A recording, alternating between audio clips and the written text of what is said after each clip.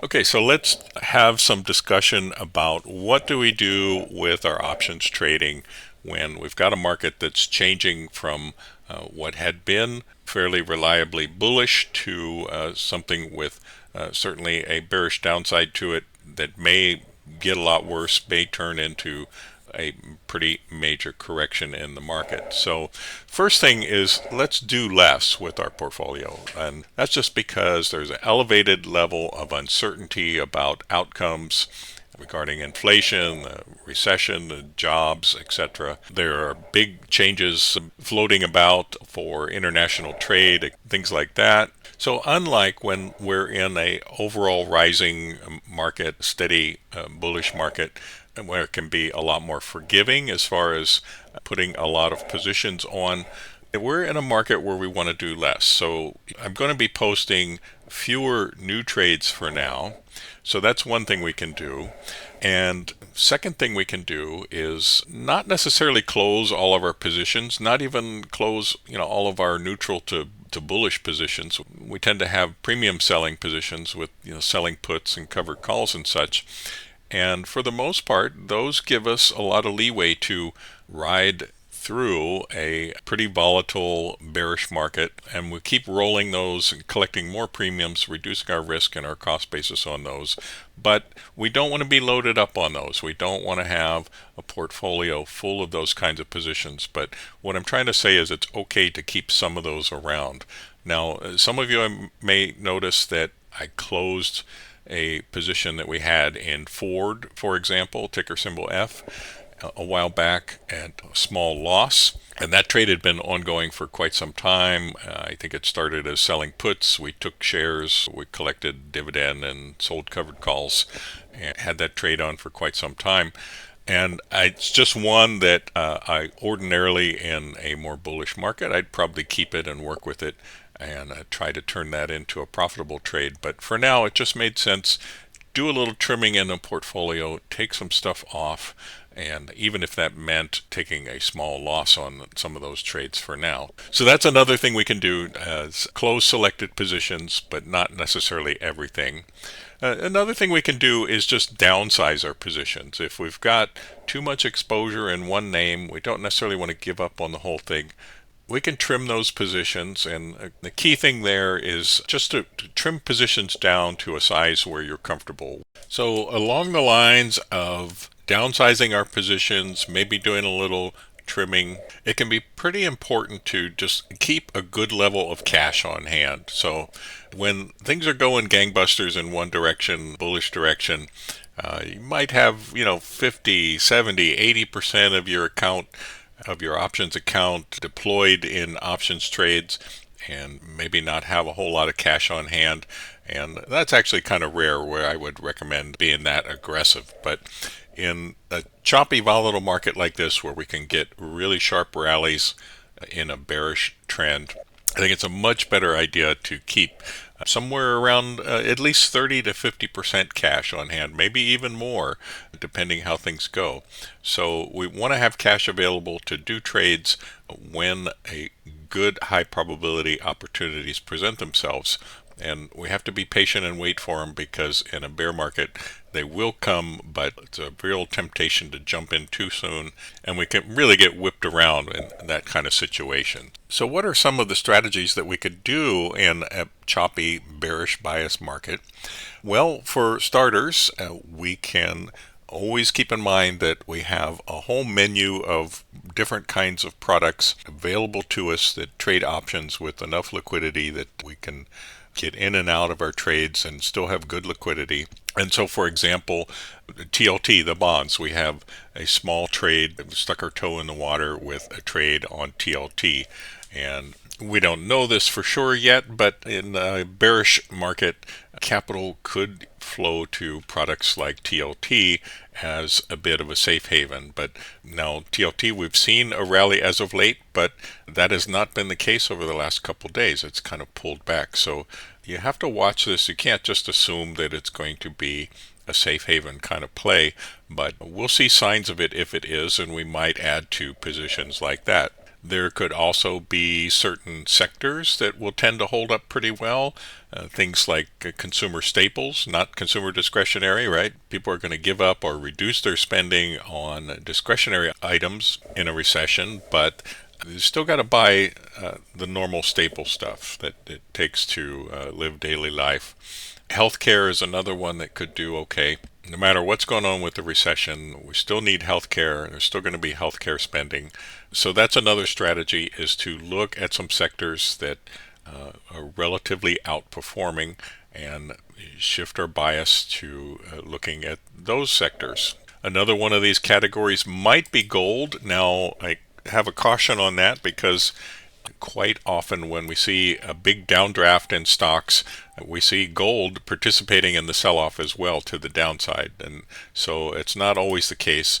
We've got a little bit of a divergence here. Gold's trying to rebound, maybe going to come up here and test a new high here, 2960, 2970, maybe make a push up into the 3000 area. But on a big panic type of sell downdraft day, people are getting margin calls. They want to raise cash. Gold often gets thrown out. The baby there gets thrown out with the bathwater. So we have to be cautious about that because of the history with that. But after an initial big flush in a bear market to the downside, we may see gold, if it flushes down, we may see a rebound in gold as capital flows back into things like gold. So the point is, just keep in mind that we've got all kinds of product categories and sectors available to us with options, and some of those are going to work okay. They're going to outperform in a bearish market. Okay, so what types of trades might we do that we think might actually work pretty well in a bearish market? Well, the obvious would be to buy puts. And I am not generally a fan of that strategy because at a time like this, we've got an elevated VIX. Puts are already expensive. And when we're long an option, whether it's a put or a call, the trade has to work, and it has to work in sufficient magnitude by the expiration date for us to be profitable. So if we buy puts, the big question is, well, how much time do we buy on those puts? And you could just say, well, let's just give ourselves a long time, weeks, months, and just give us that protection or that potential for the downside. The issue with that is we've got, as a holder of a long put, we've got theta time decay working against us. So not only are we paying up for the time value in that option premium, but it's also like a wasting asset. It's like a melting ice cube, and the time value portion, at least, is by design, that's going to zero by the expiration date. And so that can be a tough way to go. Now, there's an exception to that I'll talk about in a minute, but generally, I think the first thing that a lot of traders think of is, well, let's just buy puts and play the market to the downside. And again, because we can have these really sharp, sudden rallies in the context of a bear market, buying puts not necessarily an easy way to go. That can be a very challenging type of trade to do. So what can we do that keeps the odds stacked a bit more in our favor? So there's a variation on buying puts that I tend to like, to just kind of give me some negative deltas in my portfolio, give me a bit of downside protection, and that is to use a small position in either SQQQ, which is a triple leveraged short ETF on the QQQ index itself. We see SQQ is, because it's an inverse, it's already up with this sell-off in the market, and we have to be careful about that. So we don't want to go too heavy on this. But so, for example, just yesterday we opened a position in SQQQ. We bought what were at the time out of the money calls in SQQQ. We bought the $35 strike for the 17th of April. So we've given ourselves a little bit of time. And just today, with a little bit of further downdraft in stocks, and it'll pop up again with the inverse SQQQ, those positions just in one day, they're up 74%.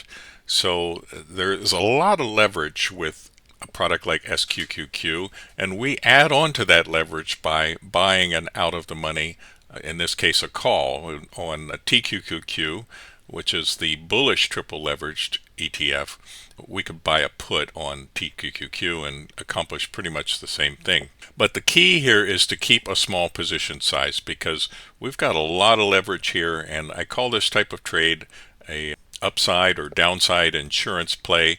In this case, in bearish conditions, it's working as downside insurance. And so if we get a big move to the downside in the QQQ, we will see a outsized gain in our calls, because we've stacked leverage upon leverage. The ETF itself, if we just bought the shares of the ETF, that's a triple leveraged ETF. And then we've added on to that roughly 10 to 1 leverage by using an out-of-the-money call option when we open the trade. So the key thing is to do these in small size. We don't want to bet the farm on this by any stretch of the imagination.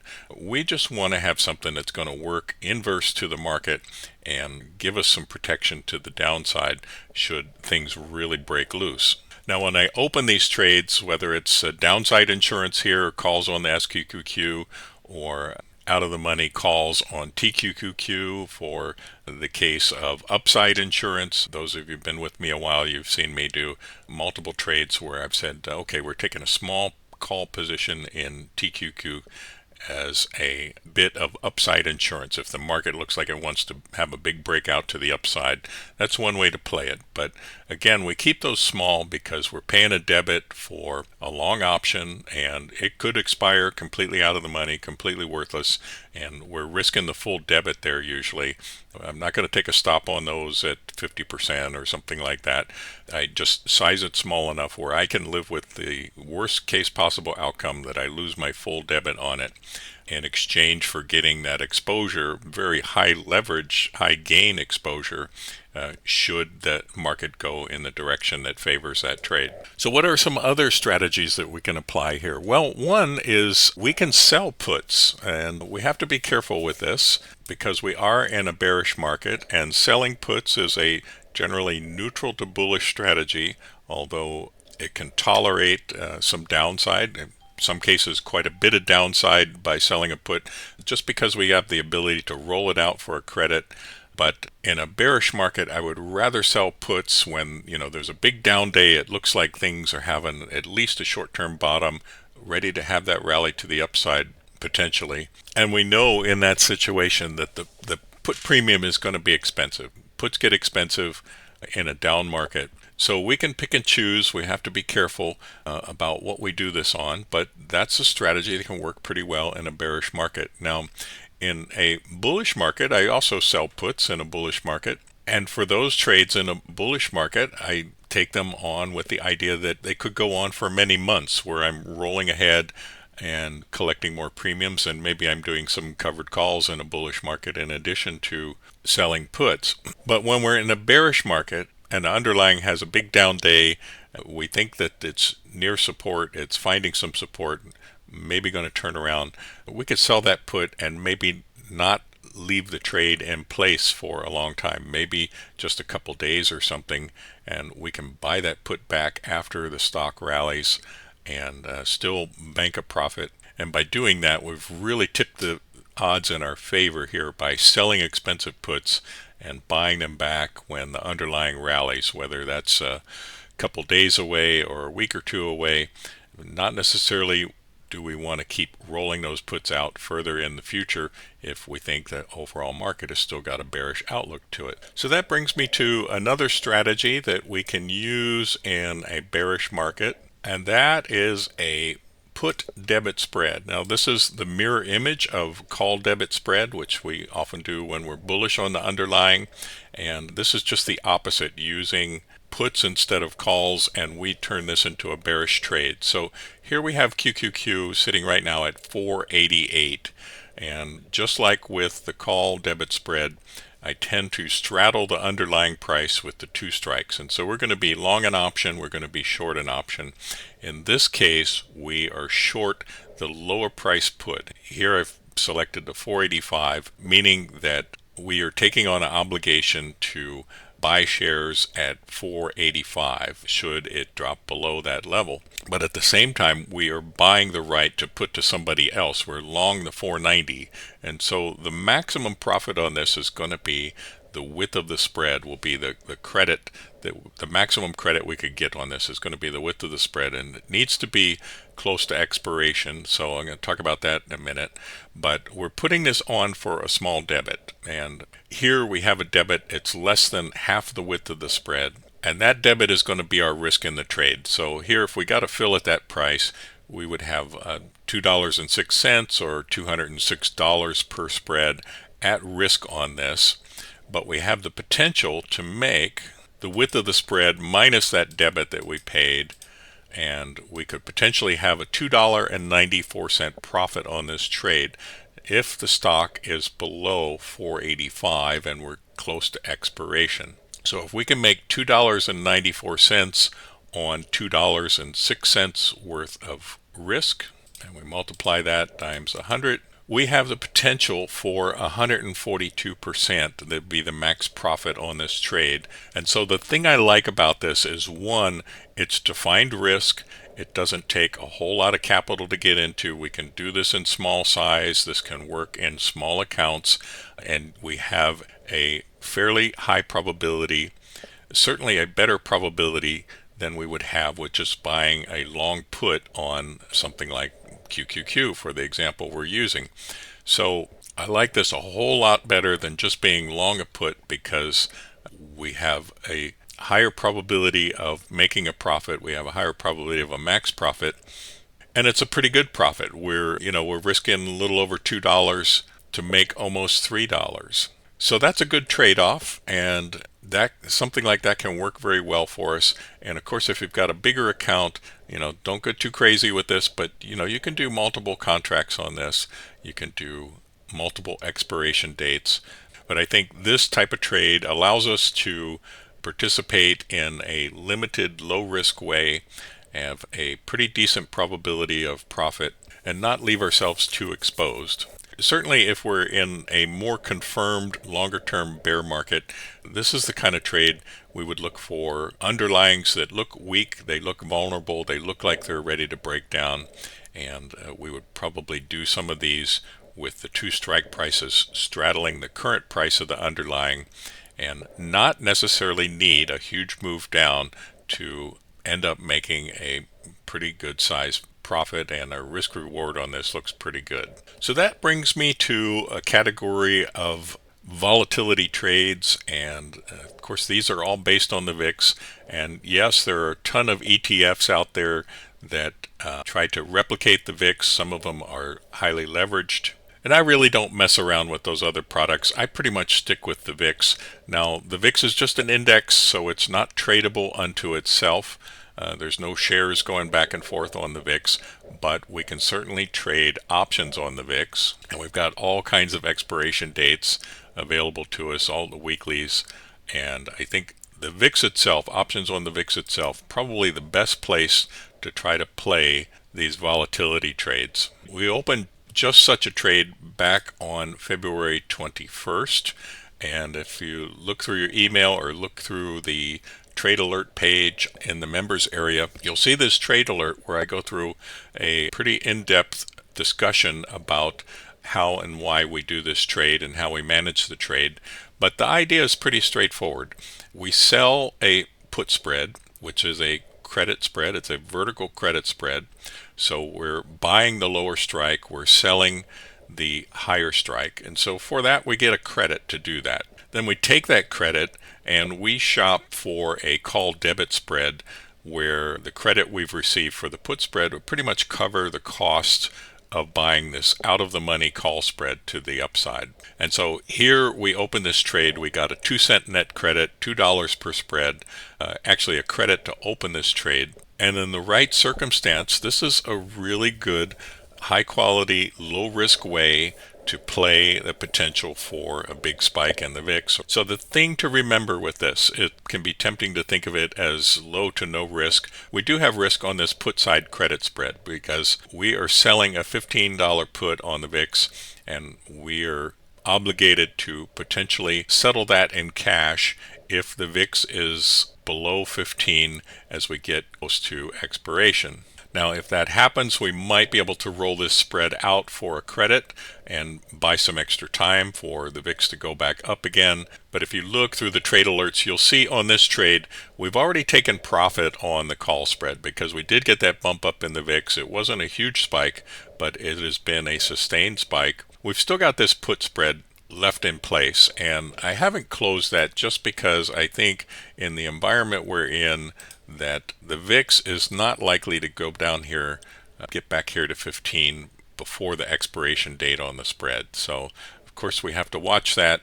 I think this is probably, that put spread's probably going to expire out of the money, expire worthless, going to be nothing left to do on there. But we do need to keep an eye on this, because if for some strange reason traders got comfortable with this market again and the VIX started headed back down here to 15, we might have to do something with that spread, either roll it out or pay a debit to close it. Now, we put this trade on back here on February 21, just as the VIX was starting to go up. And that's an important thing, because the timing on this is pretty important, because we had an opportunity where the VIX seemed low and good probability of the VIX increasing from there. And because we have an obligation at 15 on the VIX, this was a great place to put this trade on fairly low risk, because 15 had been around an area of long-term support on the VIX. We haven't seen the VIX far below 15 in quite some time. And so the question is, should we open a trade like this now with the VIX already elevated up here in the mid to low 20s? Well, I think that horse has kind of left the barn. We had an opportunity. It was a great opportunity back here on the 21st to open a trade like that. But at this point, I think it's fairly high risk to open that particular trade, because we'd be putting on a put spread somewhere around these levels. And I think that puts us at more risk of having to manage or possibly take a loss on the put spread side of that whole thing. But I've liked that trade for a long time. I rarely use it though, just because the conditions where an entry seems low risk, where the VIX is low and seems fairly high probability to go higher, those opportunities are kind of rare. But we happen to catch that one. I just don't want to take on more risk at this level by adding or opening new trades with that particular strategy. So that brings me to one last strategy related to volatility and the VIX. And this is a trade we can do when there is a huge spike in the VIX. The VIX is way up, and we can come up above, and we would be able to sell a credit spread, a call credit spread, which is a bearish trade. We are selling the lower strike, we are buying the higher strike. And the reason that can be a high probability trade is when there's a huge spike in the VIX, it is extremely rare for the VIX to stay elevated at an extreme level. As we see, like back here on this August spike, there was some panic selling. It was pretty severe, huge jump up in the VIX. And this would have been an ideal time to sell a call credit spread, get a small credit out of the money, sell out of the money spread, and then let that expire worthless or take partial profits as the VIX contracts back down. So that's just an important point about the VIX, that we don't get extreme levels on the VIX and have it stay elevated. So typically what we would see is the VIX would settle down after an event pretty quickly, but that's not necessarily always the case too. And something I've been noting as of late is we've had this kind of steady build in the VIX.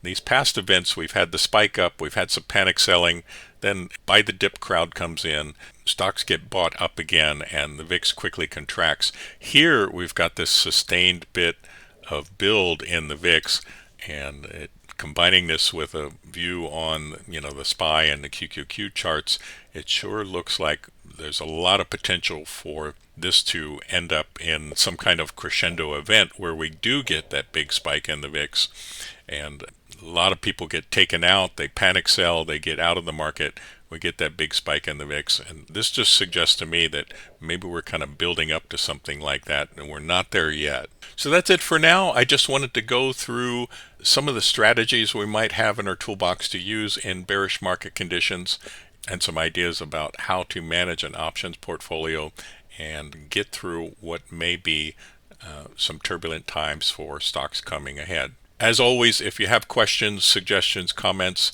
feel free to email me, Brian at thetechnicaltraders.com.